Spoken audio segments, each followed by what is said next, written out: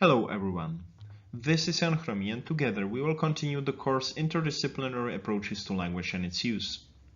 This will be a special presentation since we will focus on only one study and in more detail. We will discuss the famous paper Syntactic Coordination in Dialogue by Holly Branigan, Martin Pickering and Alexandra Cleland. This is a study which employed a dialogue game to study language production and more precisely how much do speakers syntactically align to each other during a dialogue.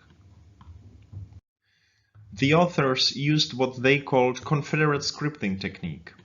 The research design was quite smart. There was a confederate and a participant who sat opposite each other, but they could not see each other because there was a barrier between them.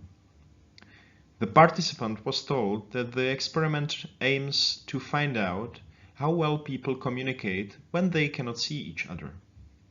Both the confederate and the participant had cards on the table in front of them and also a card-filled box. The confederate and the participant took turns in describing the pictures on cards in their boxes. Their task was to choose the correct cards based on the given description. Importantly, the confederate had a script of what she has to say while describing the cards. Each card depicted an action and there was a verb printed on the card which the speaker should use for its description. We already said that the aim of the study was to analyze syntactic alignment between the speakers. More precisely, the research focused on the so-called syntactic priming. This is a tendency to repeat the syntactic structure in ways that cannot be explained by non-syntactic factors. We distinguish between the prime, which is the syntactic structure at first, and target, which is the resulting syntactic structure which may be influenced by the prime. The structures which were used in the study were double object structures, such as the girl gave the boy the book, and prepositional object structures, such as the girl gave the book to the boy. Notice that both structures have the same meaning and that they may be used to describe completely identical events. The study by Holly Branigan and her colleagues asked whether the participants would have a tendency to repeat the same syntactic structure as the confederate used. For example, if the confederate describes a card with a double object structure, such as the cowboy offers the guy a banana, the participant may have a tendency to use a double object structure too when describing her card.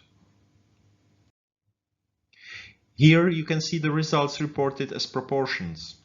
Primes were always given by the confederate and targets by participants. We can see that participants tended to produce the same syntactic structure as in the prime. For example, when the same verb was used in the prime and in the target, people were successfully primed by a prepositional object structure in 86% of cases, and they were successfully primed by a double object structure in 69% of cases. Similar thing happened also in case the verbs differed, but the effects were smaller.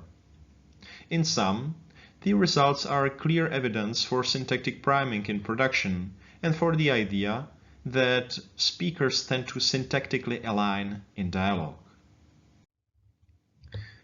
Before we will conclude this presentation, I have one reading tip for you. The study by Holly Branigan and her colleagues shows that speakers align syntactically. However, syntax is not the only domain of interactive alignment. Alignment happens at various linguistic levels.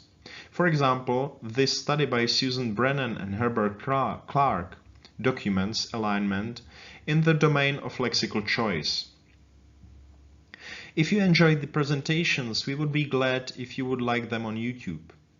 That is all from me now. See you next time.